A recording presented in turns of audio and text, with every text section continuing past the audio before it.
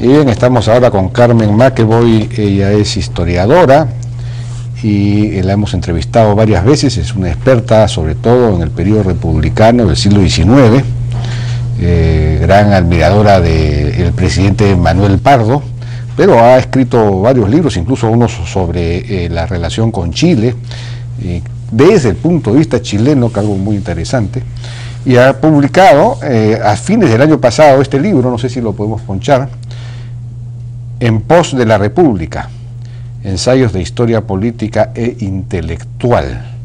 Carmen, buenas noches, ¿qué tal? Buenas noches. Bueno, historia política e intelectual, ¿cómo es esto de intelectual?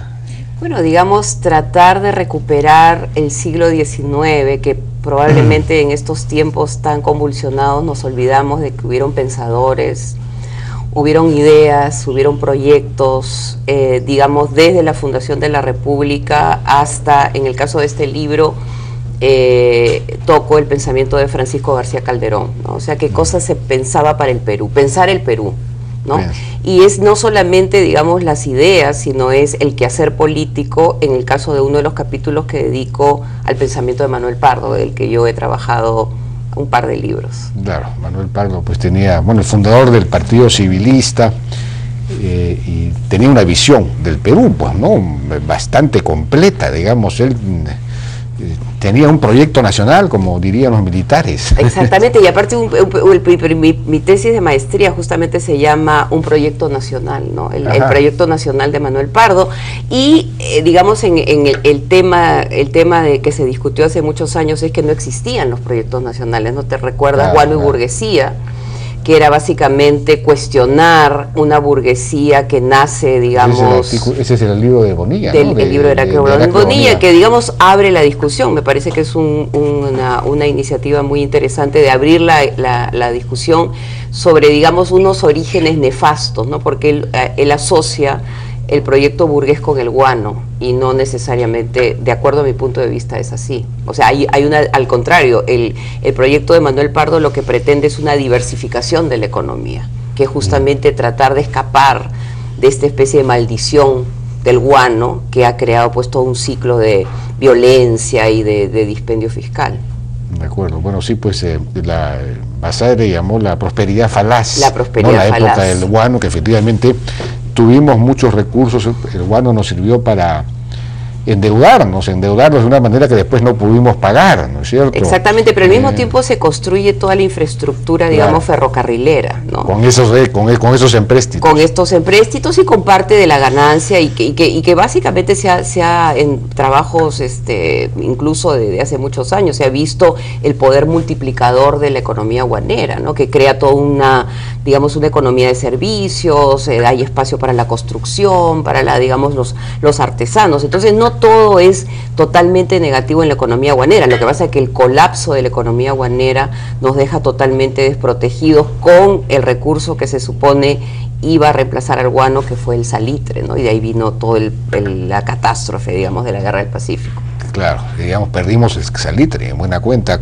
en la Guerra del Pacífico. Exactamente, y de acuerdo a un científico norteamericano que viene a inspeccionar estos territorios, eran $500 millones. O sea, lo que costaba en ese momento, que digamos en dinero actual te puedes imaginar. Entonces él decía $500 millones solamente salitre, con todo lo que puede, digamos, descubrirse en el camino, ¿no? Que sirve a Chile, le sirve para su despegue económico, ¿no? Claro. Eso es innegable.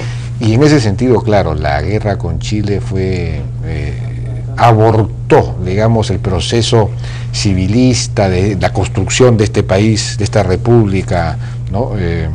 Visionaria, ¿no? Porque tenía una serie de elementos en la visión de Pardo, era la integración física, la educación, la descentralización, había una serie de... Claro, en una etapa, digamos, como la actual, ¿no? En que los proyectos están fragmentados o colapsan, ¿no? Y te das cuenta que hay, digamos, una tendencia y un norte, ¿no? Por ejemplo, en el artículo que dedico a Pardo en ese libro, empiezo con este ensayo que es extraordinario, que es el ensayo sobre la provincia de Jauja, ¿no? Donde Pardo, que tiene 25 años, se va a Jauja, o sea, digamos, a lo que sería el Perú profundo, y trata de ver la globalización que está ocurriendo en ese momento desde la periferia de la periferia. O sea, cómo el Perú puede incorporarse a este proceso en el que, como tú y yo bien sabemos, si no estás bien preparado, estás totalmente arrasado, digamos, por el capitalismo, digamos, salvaje, ¿no? Y él, digamos, propone la industrialización, que es una parte bien interesante, la industrialización de jauja, y, digamos, industrias para servir las necesidades de los sectores populares. Por ejemplo, dice cerámica.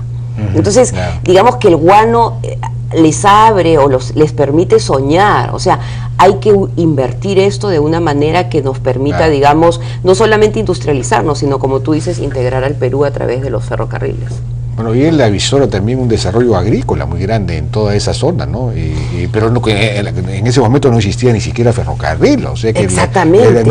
Obviamente menos aún habían automóviles, es decir, la comunicación era por arrieraje. Exactamente, ¿no? Y en ¿no? ese artículo que es, digamos, visionario, es lo que dice, con estas comunicaciones estamos perdidos. O sea, y es ahí donde le propone al gobierno, ¿no? En ese momento dice, hay que invertir en infraestructura. Entonces, lo que él propone es el ferrocarril trasandino. Claro, que fue el más caro digamos, en la historia de la construcción de ferrocarriles, ese fue el más caro, ¿no? Y entonces ella está un poco avisorando que hay que unir la costa y la sierra a través de estas redes ferrocarrileras, porque como tú dices, o sea, el viajero es, digamos, un aventurero que no sabe si se va a morir en el camino, ¿no? Entonces, ¿quién va a invertir si no existe, digamos, la infraestructura necesaria, ¿no? Así es. Bueno, ahora estamos hablando del túnel trasandino, que ojalá que se pueda hacer para acercar aún más la costa y la sierra. Seguimos más o menos dentro de los parámetros de Pardo. Pero, y ahora es la selva, digamos, ¿no? Bueno, digamos que Belaúnde avisora otra manera a través de la carretera a la selva, digamos, pero él todavía está en ese, pero él lo que dice es que de ahí entras a la ceja de selva. Entonces él, como dice, ¿no? Es que es un lugar donde se pueden dar una serie de cultivos, el café. O sea, él comienza a pensar en el café como una alternativa.